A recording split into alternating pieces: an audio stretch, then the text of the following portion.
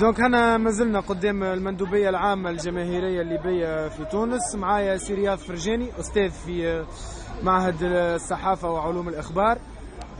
قال لي هما عملوا ان بتيت ايفينمون هابنينغ اليوم يعني بور لا ليبرتي دو لا بريس، هكا ولا سي رياض؟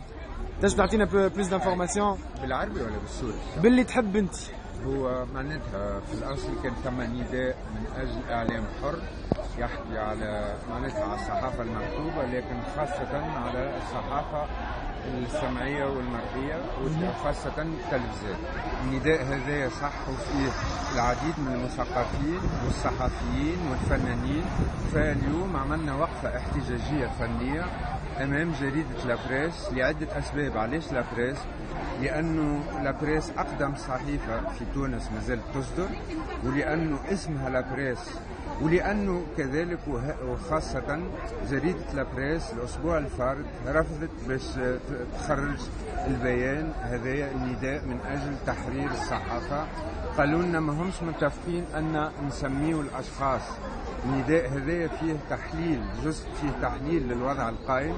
قلنا احنا مطالبين بقطيعه تامه مع الاعلام، معناتها مع الاعلام الوصايه والتعليمات.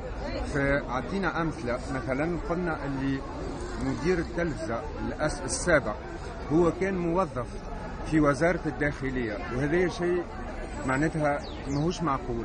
المدير الحالي اللي سموه الحكومه المؤقته موظف سابق في وزاره الداخليه.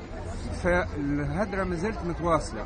فمن المطالب هذوما معناتها اللي قمنا بها في النداء هو القطيعه مع النظام السابق. كيفاش تم القطيعه هذه؟ اولا اقاله المدير الحالي للتلفزه الوطنيه اللي ما وراش في الاداء نتاعو لا مهنيه ولا مسؤوليه. نهار 13 جانفي معناتها جماعه كاكتوس يصيحوا ويعيطوا الليله عيد والكرتوش يخيط. البارح الكرتوش يخيط في ليبيا وهما يعديوا في الماريشال. ف دونك عملنا وقفه احتجاجيه فنيه، علقنا جرايد، حطينا معناتها دي كادر نتاع تلفزه، علقناهم على شريطه ما بين الكلاسات، ثبت عليهم المطر معناتها تفاؤلا انه التلفزه والجرايد ينضافوا من رموز النظام البائد. باهي، تو بخلاف اللي نحن نحيو رموز النظام البائد كما تقول انت من وسائل الاعلام، فماشي حاجه اخرى يلزمنا نعملوها باش تولي عندنا صحافه حره بالحق في تونس؟ هذه خطوه اولى وهامه. يلزم التلفزه الوطنيه والاعلام الوطني يكون ما عادش يكون في قطيعه مع الشعب كما كان قبل. يلزم يكون معناتها ثم يجيب على انتظارات الناس التوانسه الكل بمختلف الفئات ومختلف التوجهات نتاعها. ثم خطوات معناتها لاحقه. المنظومه الاعلاميه لنظام بن علي هي معناتها منظومه متكامله ومتشعبه، والمشاكل الموجوده معناتها مشاكل يصعب حلها في دقيقه واحده. الخطوه الاولى هي احداث القطيعه. كيفاش نحدثوها القطيعه؟ دونك الخطوه الاولى هي اقاله الرموز. الخطوه الثانيه هي ارساء مجلس اعلى للاعلام، مش للتلفزه والراديونات برك، مجلس اعلى يحط الضوابط ويرسم الخطوط لكي معناتها باش نقصوا من التجاوزات. خاطر اليوم صحافه المجاري اللي كانت تسب في المناضلين نتاع حقوق الانسان اليوم تحكي بنفس الاسلوب على زوجة الرئيس السابق والرئيس السابق. فمعناتها الوجوه المواضيع تبدلت، اما الاساليب هي نفسها.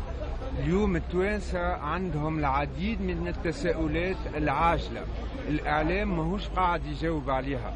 ما قالولناش مثلا، ما قالولناش الناس اللي تشدوا في العوينه شكونهم بالضبط وين وصل التحقيق معاهم مثلا. هذه من الحاجات العاجله. ما قالولناش شنو برنامج الحكومه هذه، ما هو المغزى من المضي الى انتخابات رئاسيه.